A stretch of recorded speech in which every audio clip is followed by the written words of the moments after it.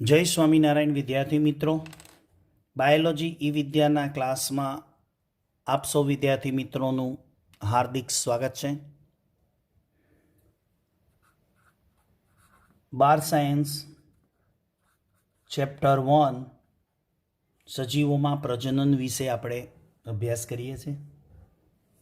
अगाउना विडियोनी समझ प्रमाणे लिंगी प्रजनन अने एना 3 तबक्का पूर्वफलन, फलन अने पश्वफलन। पूर्वफलनना 2 पेटा तबक्का, पहलो जन्यु निर्माण अने बीजो जन्युओनुं वहन, जेने आपणे आगळना 2 विडियोनी अंदर आपणे ए समझ्या के जन्युओनुं निर्माण केवी रीते थाय छे अने जन्युओनुं निर्माण करनार सजीवोनी जातिओ कई रीतनी छे, नर जाति, मादा जाति।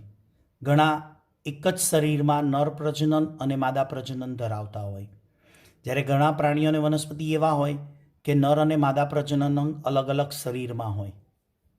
हवे लिंगी प्रजनननो प्रथम तबक्को पूर्वफलन, एना 2 पेटा तबक्का कीधा, जन्यु निर्माण अने बीजो छे जन्यु वहन।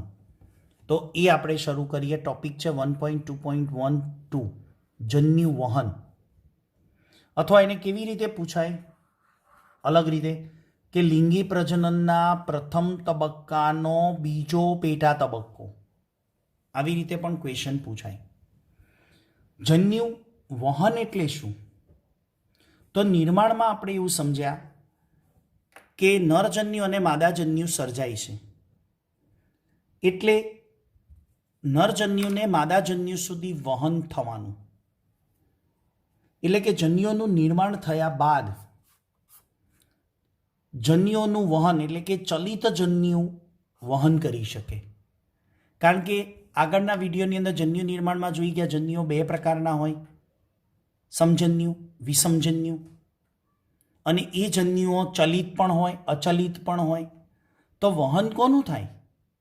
જે કશાધારી છે, જે ચલિત છે એનું વહન થાય, એને આપણે અહીંયા સમજવું છે। તો નરજન્યુ મોટે ભાગે કેવા હોય? ચલિત હોય। માદાજન્યુ મોટે ભાગે અચલિત હોય।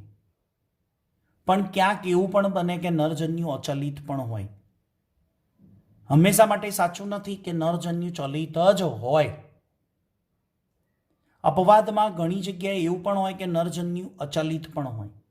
સમજી રાખજો। આ અપવાદમાં કેટલીક ફૂગ અને લીલમાં બંને જન્યુઓ ચલિત હોય।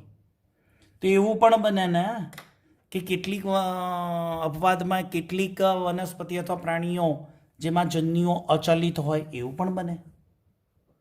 સામાન્ય રીતે નરજન્યુ ચલિત અને માદાજન્યુ અચલિત લઈને ચાલીએ ને એને સમજવા માટે, તો નરજન્યુ છે ને એને માદાજન્યુ સુધી વહન થવું છે। તો નરજન્યુ માદાજન્યુ સુધી વહન થવા માટે નરજન્યુ ચલિત હોય અને માદાજન્યુ અચલિત છે, બરાબર।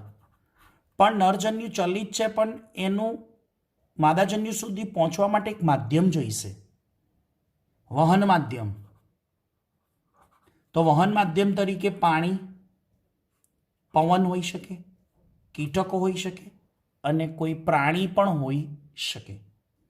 તો આવા જુદા જુદા વહન માધ્યમ દ્વારા નરજન્યુ માદાજન્યુ સુધી પહોંચતા હોય છે, જેથી ફલનની ક્રિયા શક્ય બને અને લિંગી પ્રજનનનો બીજો તબક્કો આગળ વધે। હવે જ્યારે નરજન્યુને માદાજન્યુ સુધી પહોંચવું છે મિત્રો, યાદ રાખજો, નરજન્યુને માદાજન્યુ સુધી પહોંચવું છે। કેટલાક નજીકના ડિસ્ટન્સમાં હોય, કેટલાક ઘણા બધા લાંબા અંતર સુધી પહોંચવાનું હોય। તો એવા સમયે નરજન્યુની સંખ્યા હંમેશા અનેક ગણી હોય, કારણ કે નરજન્યુને માદાજન્યુ સુધી પહોંચવામાં ઘણો બધો લાંબો રૂટ પસાર કરવાનો છે અને એની અંદર એનો નાશ થવાની, એને મૃત્યુ પામવાની સંખ્યા વધી જવાની। કોઈ ભક્ષકો એને ખાઈ જાય નરજન્યુને, કોઈ નરજન્યુ કુદરતી રીતે પોતે મૃત્યુ પામે। એટલે નરજન્યુ માદાજન્યુ કરતાં ઘણી બધી અનેક સંખ્યામાં સર્જાતા હોય, જ્યારે માદાજન્યુની સંખ્યા ઘણી ઓછી હોય છે। એનું કારણ આપણે ચોપડીમાં જોઈને સમજી શકીએ કે નરજન્યુની સંખ્યા શું કરવા, શા માટે વધારે હોય છે। કારણ કે લાંબા અંતર સુધી માદાજન્ય સુધી પહોંચવા માટે એને ઘણો બધો સંઘર્ષ કરવો પડે. તો કઈ પ્રકારનો સંઘર્ષ? કે કોઈ રસ્તામાં ભક્ષકો મળે, અથવા તો પોતાની ક્ષમતા ઘટી જાય, ચલિતતા ઘટી જાય.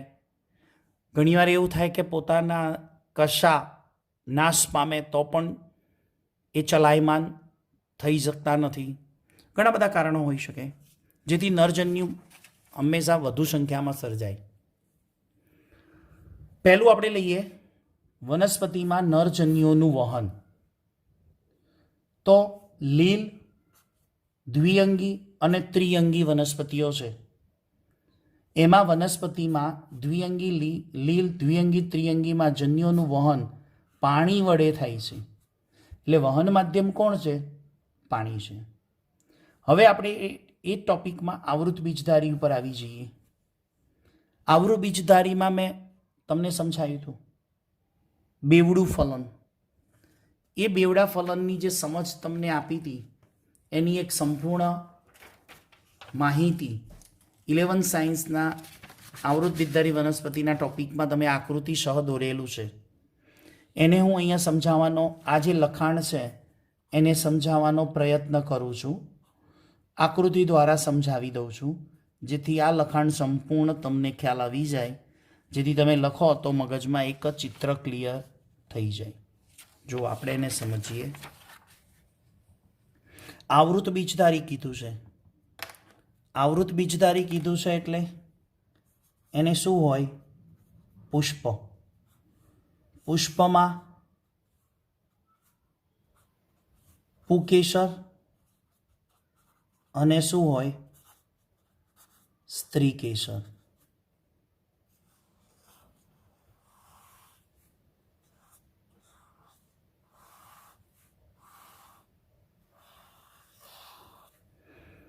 પુંકેસરમાં પરાગાશય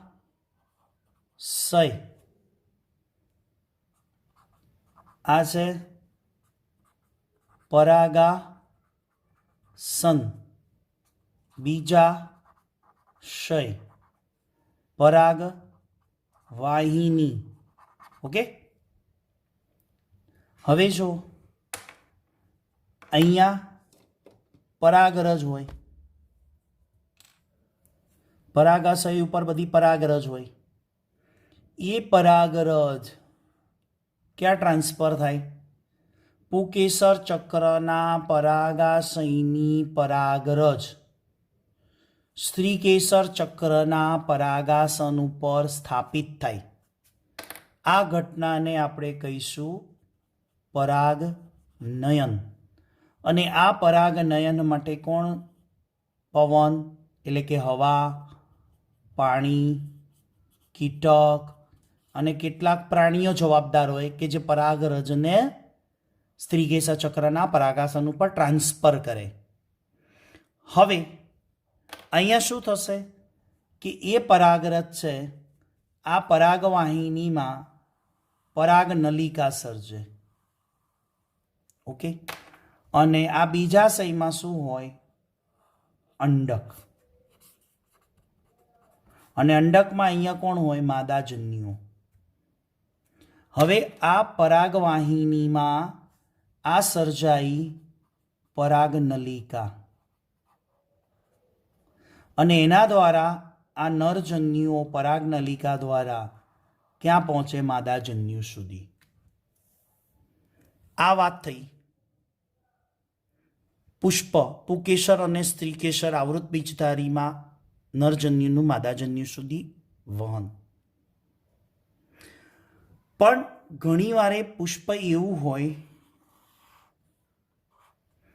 દ્વિલિંગી હોય. આ તો કયા પુષ્પની વાત થઈ? એકલિંગી. અને આ જે ફલન થાય એ કયું ફલન થાય? પરફલન. પણ ઘણીવાર કેવું હોય કે દ્વિલિંગી પુષ્પમાં આ સ્ત્રીકેસર અને આ પુંકેસર, તો આ બંને એકબીજાના સંપર્કમાં આવે અને પરાગરજ ટ્રાન્સફર થઈ જાય. તો આને કહેવાય સ્વફલન. દ્વિલિંગીમાં સ્વફલનની શક્યતાઓ વધારે હોય અને આવા એકલિંગી પુષ્પમાં પરફલનની શક્યતાઓ વધારે હોય. તો આ થયું આવૃત બીજધારી વનસ્પતિમાં એકલિંગી પુષ્પમાં પરફલન, જેમાં સમજાયું એ પ્રમાણે પુકેસર, પરાગાશય, પરાગરજ, નરજન્યુ સર્જે. માદા પુષ્પ, સ્ત્રીકેસર, પરાગાસન, પરાગવાહિનીમાં પરાગનલિકા સર્જાય એટલે કે નરજન્યુ પરાગાસન ઉપર જાય, પરાગનયનની ક્રિયા વડે પરાગાસન ઉપર સ્થાપિત થાય, પરાગરજ પરાગવાહિનીમાં પરાગનલિકા સર્જે, ત્યાં નરજન્યુનું વહન અંદર માદાજન્યુ અંડકોષ સુધી થાય અને અંડકોષ ક્યાં આવેલા છે? બીજાશયના અંડકમાં. આ સમગ્ર જે લખાણ છે એનું આકૃતિ દ્વારા ઇમેજિંગ કરીને તમને સમજાવ્યું. આગળ વધીએ. દ્વિલિંગી પુષ્પમાં જે હમણાં વાત કરી લાસ્ટ, કે એમાં પુકેસર અને સ્ત્રીકેસર સાથે સાથે હોય એટલે પરાગનયન કેવું થાય? એકદમ સરળતાથી. અને ત્યાં કોની શક્યતા વધારે હોય? સ્વફલનની.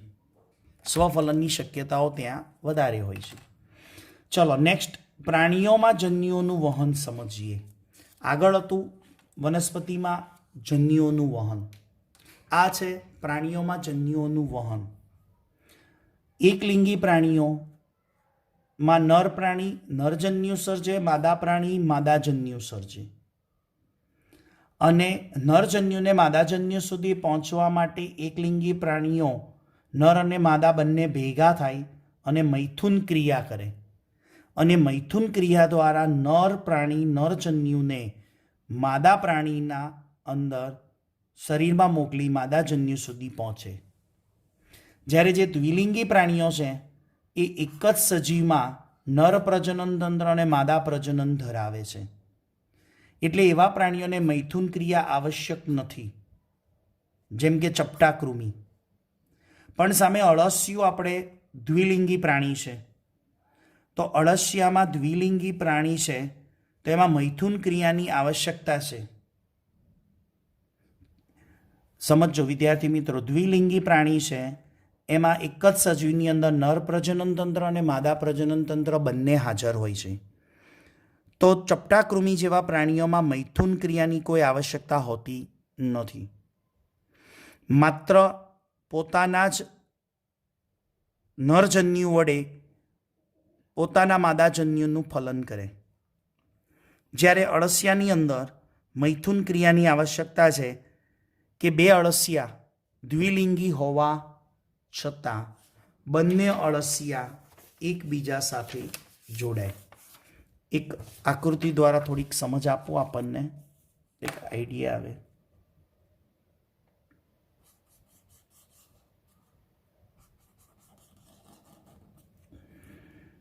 આ એક અળસિયું છે, આ એના બોડીનો ભાગ છે, આ એનું મુખ છે, આ એનો પશ્વ છેડો છે મળદ્વાર તરફનો, લાંબુ હોય. જ્યારે બીજું અળસિયું છે ને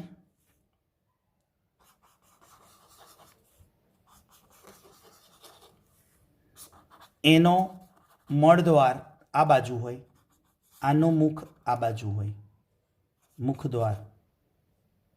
હવે જો આ બીજું સાથી અળસિયું છે, આ બંને આ અળસિયું પોતાના નરજન્યુને એટલે કે શુક્રકોષને આ અળસિયામાં ટ્રાન્સફર કરશે.